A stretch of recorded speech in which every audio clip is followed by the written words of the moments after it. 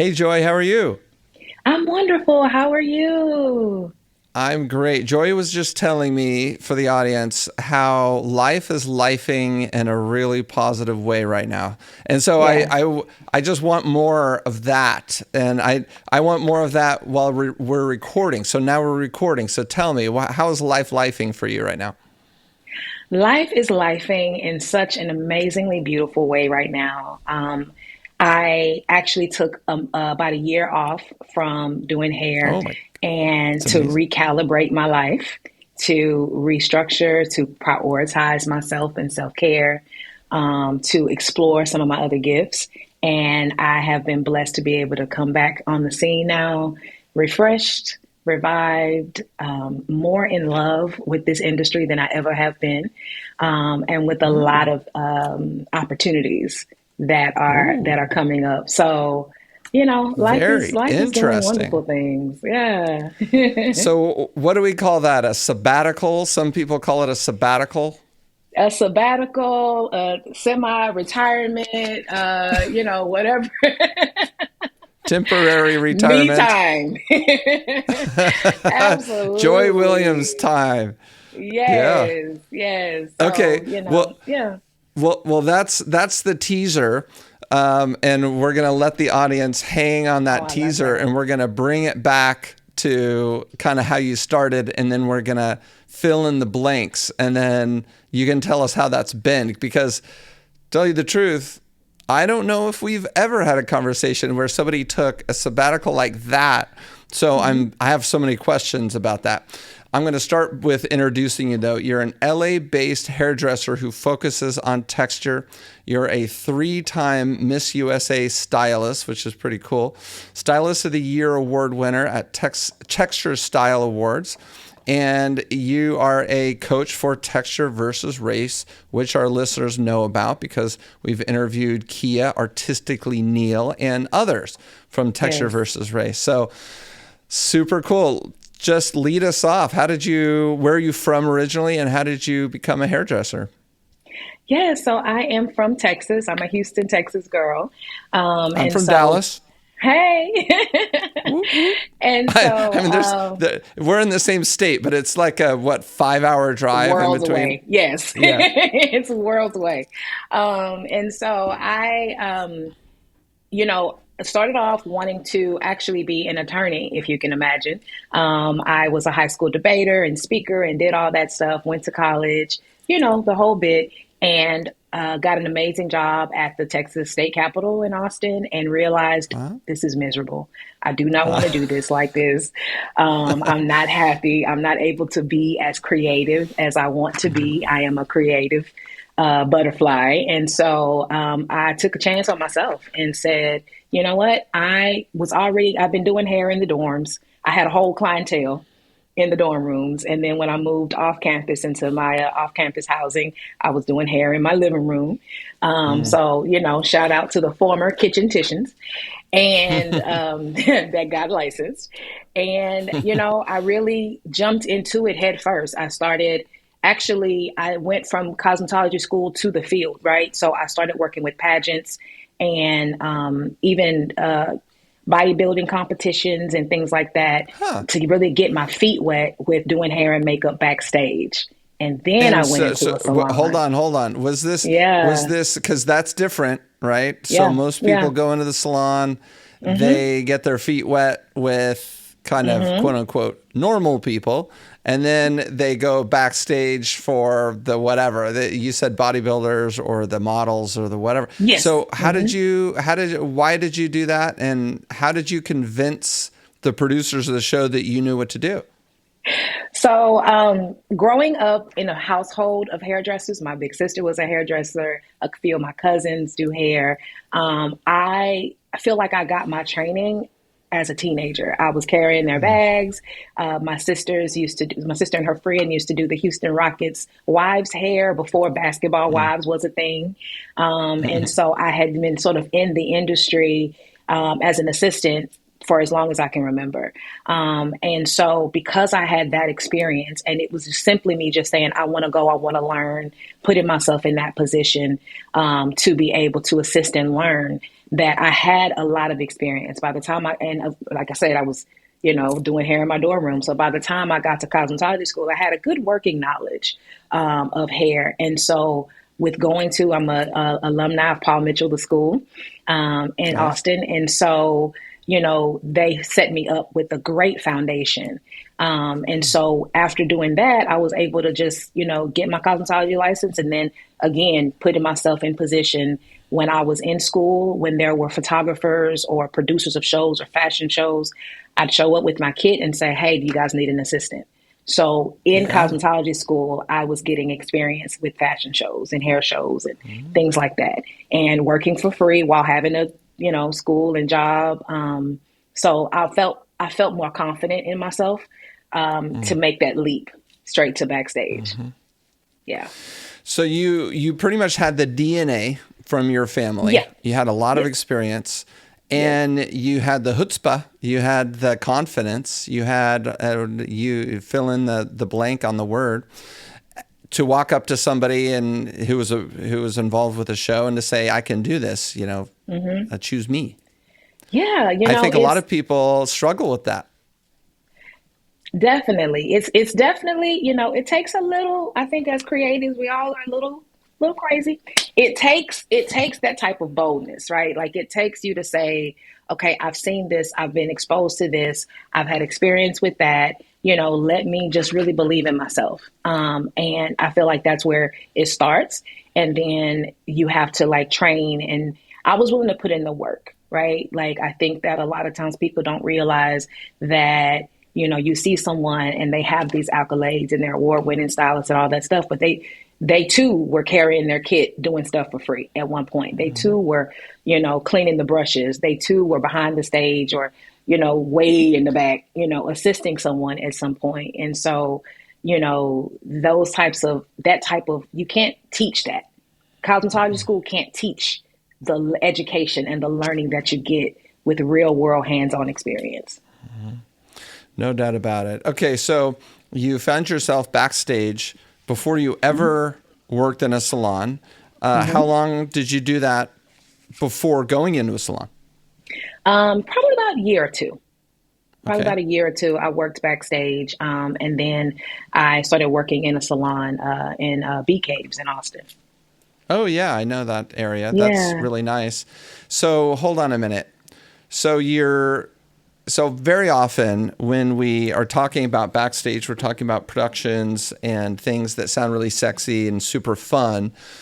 It does come along with the very low pay. Now, you said that you did a lot of it for free. Maybe that was just in beauty school. But after beauty school, for those 2 years, I know it wasn't great pay, but did you get No. something? Yeah, so I Nothing. got Oh, something. continue. So Okay. yeah, it was so I I was able to negotiate, and I was able to get some low pay. I mean, there's times where I worked for like 12 hours for like $100 or $150. But I Wow. always kept a job. I've always had multiple talents, and I had a 9 to 5 or a part-time job that would cover my living expenses and things like that.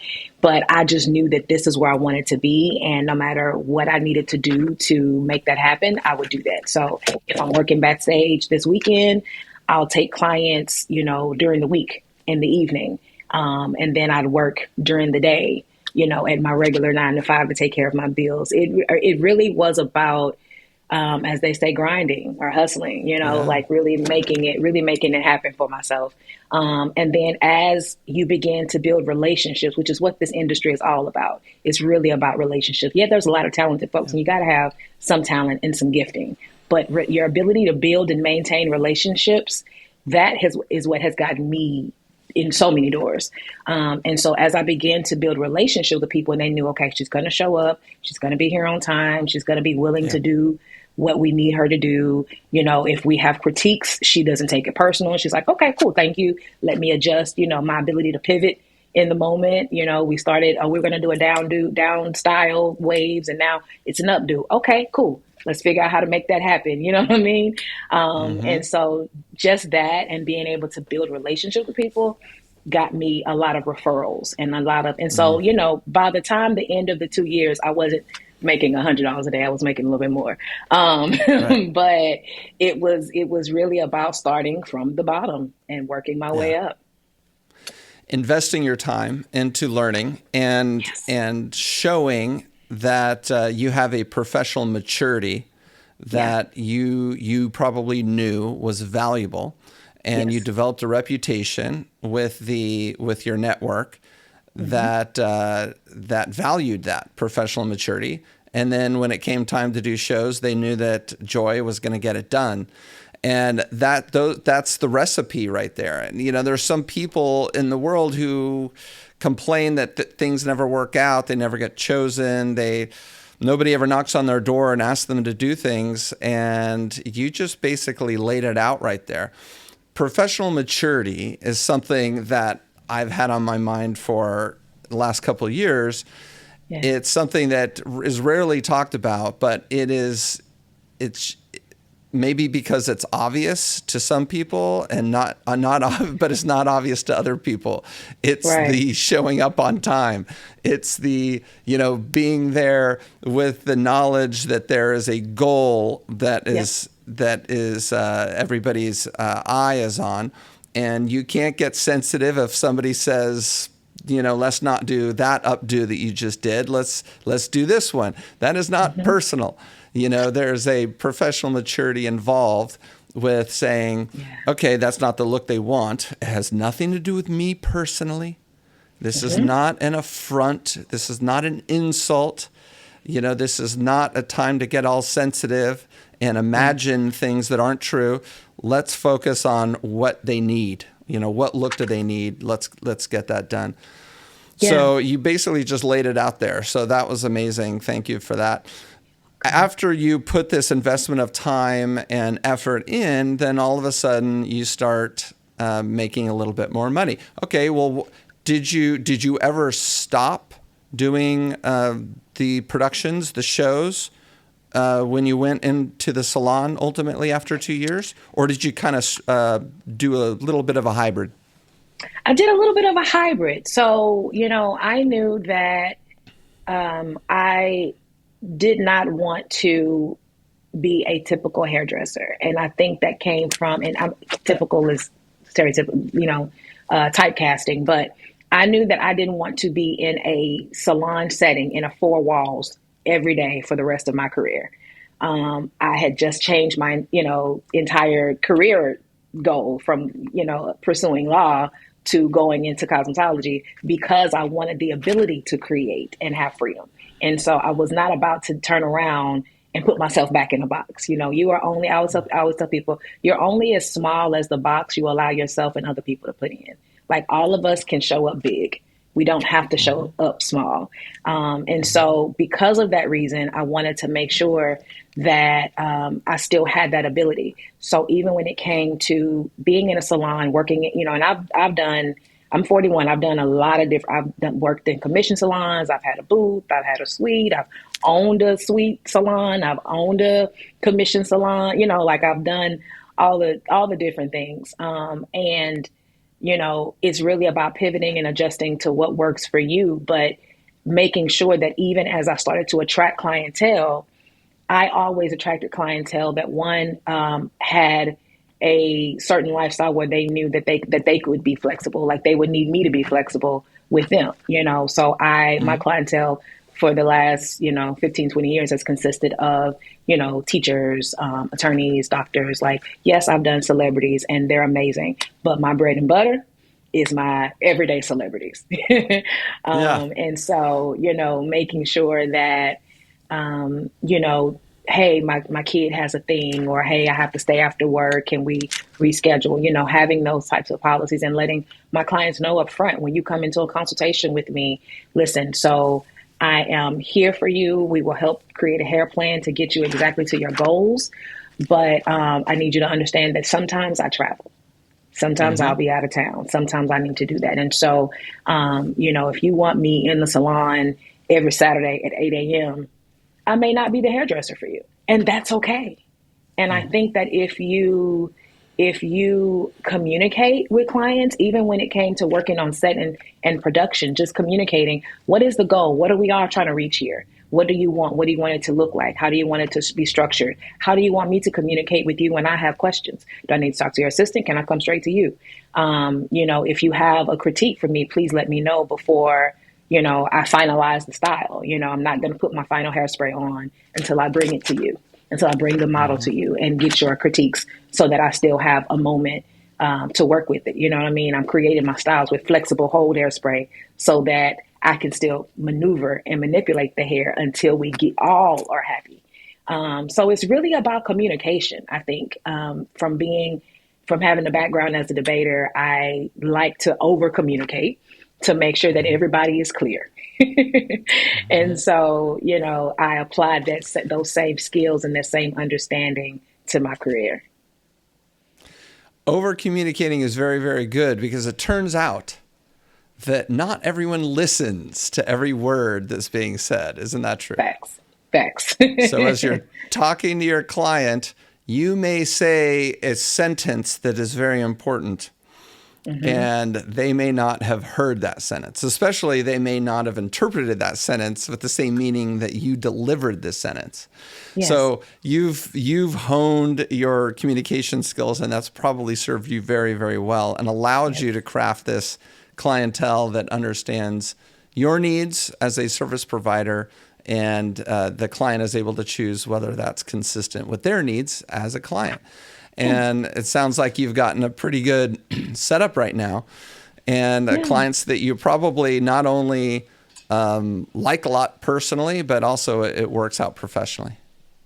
Yes, and one of the things that I've always been about is education, right? So even before I started traveling like a whole lot, I would travel to trade shows, or I'd, go do different things. And what my clients loved about that was that they get the benefit. So when I come back from taking a class or taking a certification, I'm explaining to them, this is what I've just learned.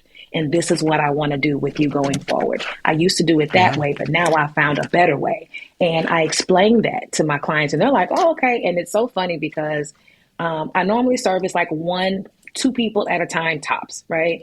And it's interesting when there's more than one person in the salon because they start talking and educating each other based off of the education that they've learned from me. Or there'll be times where they'll say, I was talking to someone and I was telling her she needs to do a protein treatment. And I'm like, look at you, girl. And so, she needs to do a deep conditioning. She needs to trim her ends. Like, it's just interesting because I educate my clients, they then in turn, educate other people. And so, they are excited. Okay, you just went, off to go do Miss USA. What did you learn? How are we going to, like they know that they get the benefit from me traveling and educating because I come back excited and share that information with them. That's right. So you've positioned yourself as the expert with your clients, and they give you that value and they give you that credibility, which makes it easier having that relationship. Absolutely. They're going to wait for you, if you have to go off and do a show, which is just a fantastic place to be. All right. So give us an idea of what your schedule is these days behind the chair versus doing some sort of show backstage. Well, actually, so these days I'll talk about before I took my sabbatical and then now. So these days, I am doing more production oriented. I have come back and now I'm more so on the education consultation side. I do still service some clientele, but I'm more in the production and education piece of part of my career. Before I took this sabbatical, I was working in the salon 3 to 4 days a week. Primarily Thursday, Friday, Saturday, and like a Tuesday. And then I would also travel, in those times where I was not, or if I needed to adjust my schedule for that week, because like Miss USA is a week long, sometimes 2 weeks, depending on when you're going. So I'll need to adjust that and adjust my schedule for that. But yeah, before I was working 3 to 4 days a week. Now, mind you, when I started, I used to work 6-7 days a week in the salon from sun up to sundown. Like that was, this was the time in the early 2000s where it was like, you got to get it. So I worked a lot Mm. in the salon, but as I began to get older and also learn to balance. And that's what I've been about these last couple of years is like, I don't want to always miss my family gatherings. I don't want to always miss family vacation. I don't want to have to sacrifice, my friend's birthday party or, Mm. whatever, because I'm in the salon all the time, every day, all day.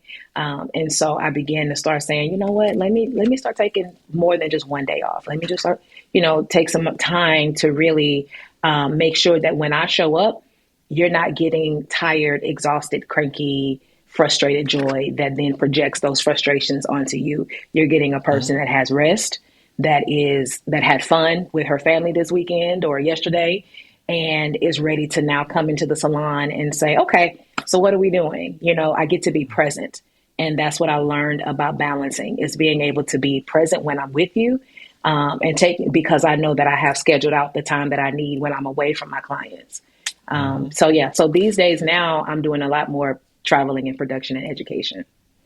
Got it. So was it kind of was it that kind of burning the candle at both ends schedule that burned you out and sent you onto a sabbatical for a year? Yeah. It was, huh? Yes. So okay, Yes. so you kind of you went all the way up to kind of the precipice. You went right up to the edge and you said, "All right, before falling off the cliff, I'm going to go ahead and take a break." Yes, All right. yes. I think that's necessary. I've been, Houston, Texas based the majority of my career. But I started traveling. I was an executive master educator with Farouk Systems. I worked many shows with them. I Mm-hmm. did a lot of education and training with them. I was actually the first African American woman on HSN for Chi Hair Care with them. So I was Cool. a spokesperson. I did a lot of stuff like that. I also started traveling and doing a lot more pageant stuff during the summertime, during pageant season. Mm-hmm. And while there were so many open doors and there were so many great opportunities coming my way from, being on TV to working Miss Universe to, just doing commercials and campaigns, I started my body was like, oh, okay, let me show you because you're not listening to me. These Mm. backaches, these carpal tunnel symptoms, like these types of things, they're starting to show up. And at first they started to show up as a little, like as a whisper, like, okay, you need to take a break, you need to rest. And then by the time it was all said and done, I had to sit down. My body Mm. was like, no, ma'am.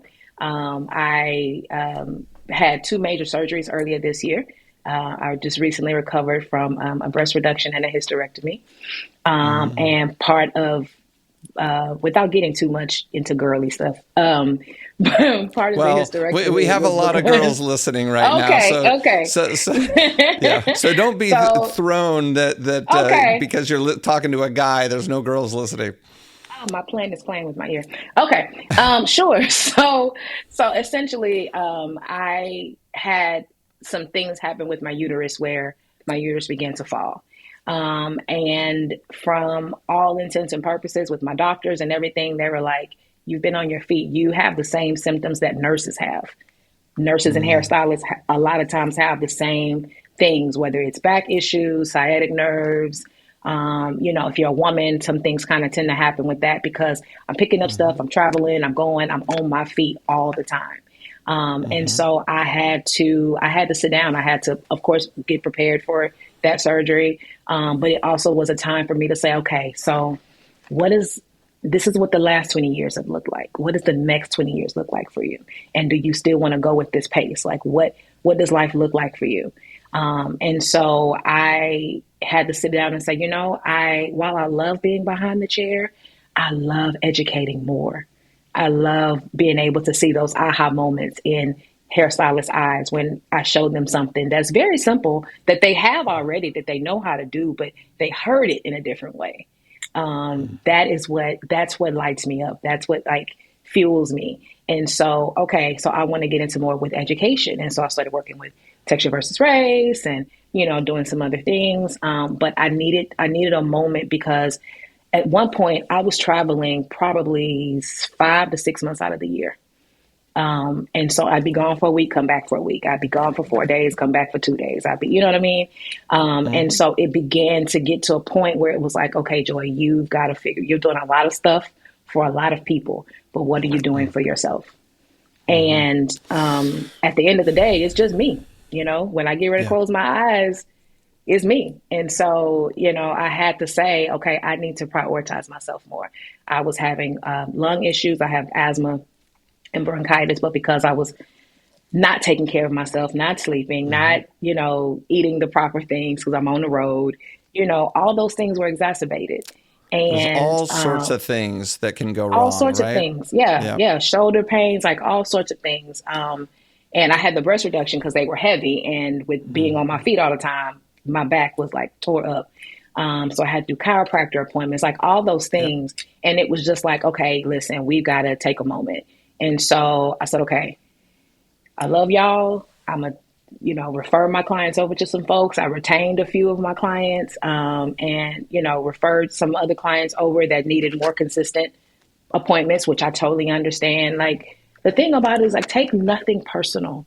Yeah. At the end of the day, your clients, if they have something going on, they're going to cancel their appointment because they need to take Sure. care of themselves. Yep. So, and I'm never going to get upset with someone because they need to cancel. I think that a lot of times I know we're artists and we're sensitive about our ish, but we put a little bit too much emotion sometimes, Yep. in business, Yep. especially business. And so, Right.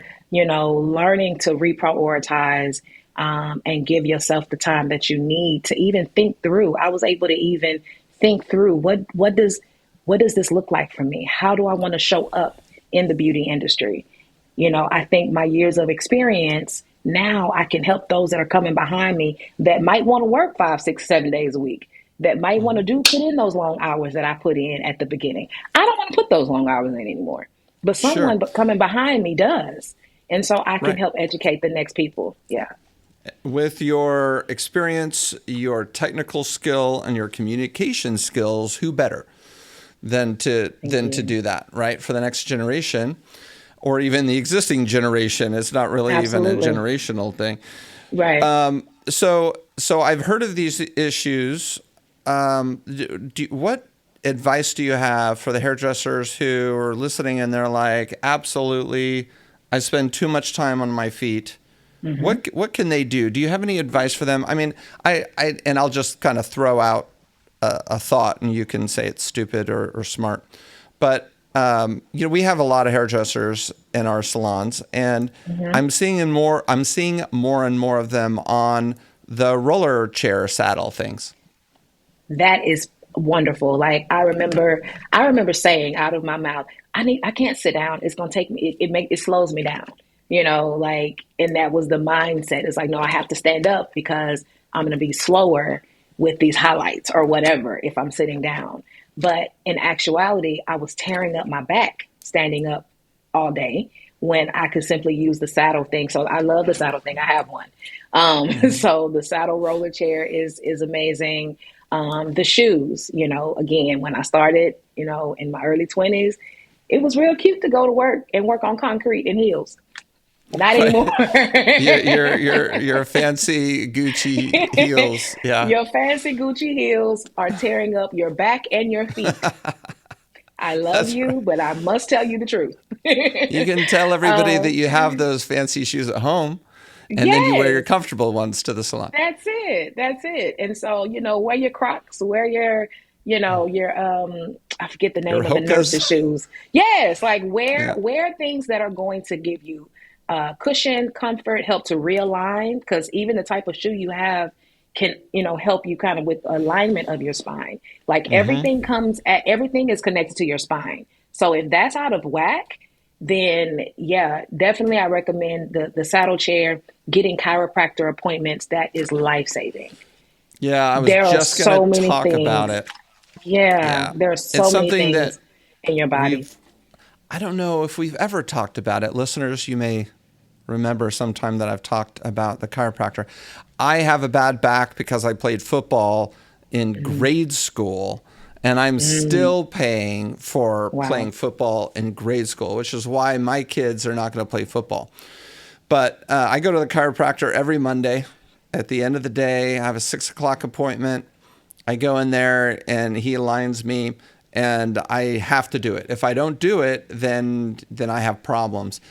And I imagine that I know that a lot of people have a similar issue. For those who have some, pain anywhere from, neck all the way down to your lower back, you might benefit from a chiropractor. Yeah, and just throwing it out there, so somebody might be thinking that it's super expensive. I think the prices have come down quite a bit. I mean, I think I pay $40 every time I go, so it's $40 a week. So it's not terribly expensive. I think there's some. There you go. I don't go to Starbucks, so maybe that's why I could do the $40. But there's franchises, chains out there. There's the Joint. I don't know how much the Joint charges, but anytime you get a larger supply of something, the price should be a little more competitive. So about about $40 or so per week. And it might benefit you a great deal. One of the biggest benefits that I get from the chiropractor is not just in the alignment of my spine, but it's in asking the chiropractor. His name is Dr. Deal. I asked Dr. Deal, what better way can I sit at my desk chair or whatever? Should I think about getting a chair that's like this or like that? Mm-hmm. What better way can I watch TV at night? So he told me the way that I'm watching TV at night, if I keep doing that, I should just stop going to him because I'm going to continue to have a back problem. Because I laid on my bed with my wife, we both laid the same way, and then we put, 14 pillows behind our necks, and we kind of crick our neck up to look across the room at the TV.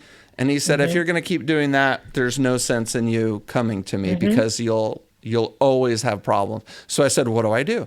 And he suggested getting these rollers, one roller that goes under my lumbar, L4, L5 neighborhood, and then one roller behind my neck. And then I'm like, well, how do I, if I'm looking up at the ceiling, how do I see the TV? And he said, get lay down glasses. Do you know what I'm talking about? I have not heard of lay down glasses. Magic. If there's anything, listeners, I've ever given you on this podcast, doing this for 7 years, let it be this. 2 rollers, a smaller one under your lower back, a bigger one under the back of your neck. You probably get them on Amazon. I mean, I buy them from him. They're like $20. And then lay down glasses, which are, some people call them mirror glasses or prism glasses. They have a mirror and they look ridiculous. Yeah, my wife made fun of me for probably a year until she tried them, and she's barely taken them off since. So you could see the TV, on the wall while you're laying, in a perfect, comfortable position on the bed or the sofa, laying completely down, face looking up at the ceiling, but you can see the TV. And when I lay down on those rollers, it is pure relief for me every single day. That's amazing. I'm gonna have to get those. I'm trying to envision, and I'm envisioning Dwayne Wayne from a different world where he had them at the top, and so I'm imagining those at the bottom. I think I know what you're talking about. I remember the show, but if you go on Amazon, you type in prism glasses or glasses. Or like lay down glasses or something like that. They'll come right up, and I mean they're like $7 or $8. They're so cheap. I buy them a couple at a time. The kids screw with them and they break them, so I have an extra pair, and it's fantastic. And by the way, if any listeners are readers, or you like to maybe, you're scrolling on Instagram on your iPad, and you do this, you're on your couch with your neck kind of cricked up. Yeah. Mm-hmm. You do the same. You get and the phone. Frankly, you lay down in your bed in a perfect position, looking up at the ceiling. Lay down glasses, phone on your stomach, and you can do everything just as well in a more comfortable position. Okay, That's That awesome. was I love my it. That's your plug. I love medical it. I advice for the have day. got to go get some Prism lay down glasses for sure. That Yeah. sounds I'll, amazing. But speaking of I'll that send you. position, yeah, go ahead. Yeah. Well, I was going to say, if I remember, I'll tell Donovan to put a link in the bio of this episode. Please, yes, yes, we will all need those. But I was saying, speaking of your neck being in that position, that's the position that we're in when we're doing hair. So That's the right. same Looking down. issues, those same sort of issues that the stuff with your neck, shoulders, your back, like all of that is kind of when we're doing hair, we're in this position. And so, yeah, just making sure that you kind of take care of yourself and really prioritizing you because there's only one you. Your family can't get the best of you if all they can get is leftovers because you're exhausted, because you're working 100%. or you're, and then even just, also I know that because I talk to some hairdressers about this, right? And we've had these conversations and they're like, yeah, but I gotta, I've got to pay my salon overhead and I gotta, and for me, it's like, and I think everybody should, as you gain education, as you learn new skills, as the years go and inflation rises, so should your prices. I am Yeah. always a quality over quantity type of hairdresser.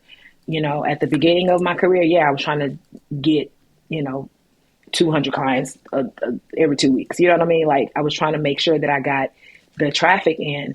But as I've gotten older, I've realized that I'd rather spend a little bit more time with this one client that's getting multiple services and is going to listen and is going to walk out with retail, is going to do exactly what we discussed to do with her hair and how to take care of it in between salon appointments, is going to use the professional shampoo that I'm, that I'm using at the Yeah. salon.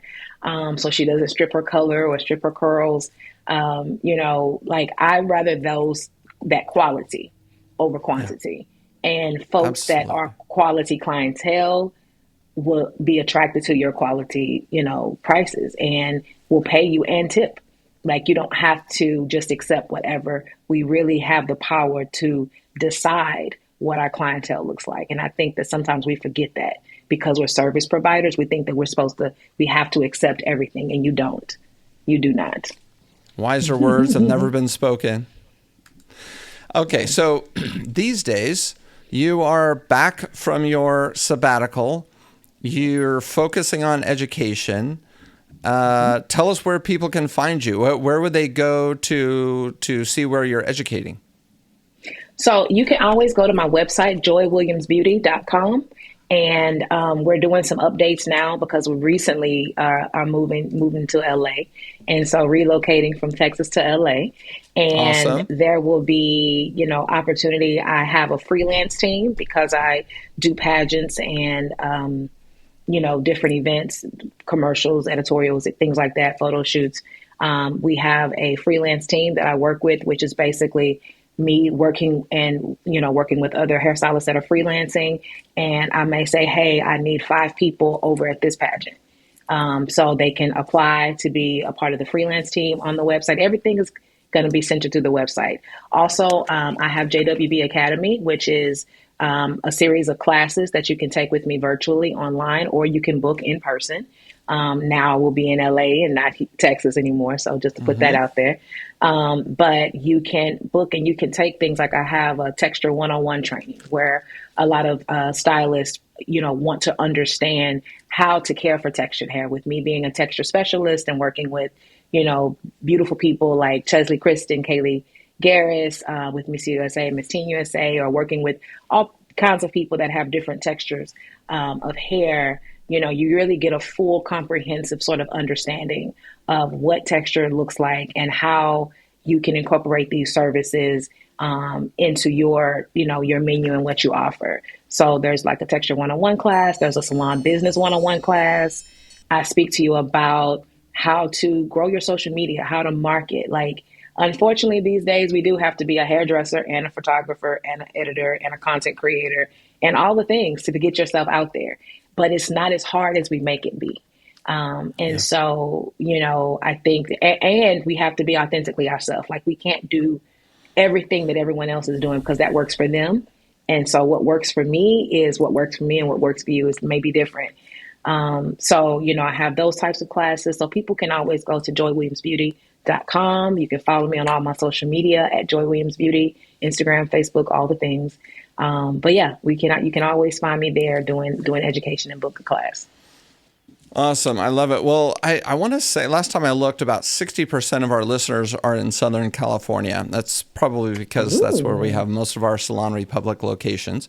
So you're going to be in the LA area, and that's going to be very convenient for a lot of our listeners if you want to hit up Joy and go to some classes or be part of this freelance team. There you go. For sure. And there will be a class. I'm going to get settled in first before I start hosting classes in person. Yeah. But there will be a class probably beginning in 2025 for sure. So Stay tuned. Make sure that you follow Joyce Williams Beauty online, as well as on my website, joywilliamsbeauty.com. Joy Williams Beauty on Instagram and what you just said otherwise. That's awesome. I love it so much. It was great meeting you. And welcome to LA. Let's go have coffee or something like that. Do you have a place to live yet? Yeah, so we're going to be downtown LA. So yeah, so the lease is signed. We're moving in. I'm ready. I can't wait. I'm excited. I love it. I'm excited for even temperature weather. Yeah. Well, that's why I moved. I mean, yeah, Houston. I hear Houston is even worse than Dallas. It is with the oppressively hot, ridiculous weather, and then in the wintertime too cold. So anyway, welcome to LA, and I'm super happy for you, and best of luck, and I look forward to meeting you in person. Absolutely. Thank you so much. You guys have a wonderful time, and thank you all of you new listeners that may have not heard of me. I appreciate you. Thank you so much, Eric.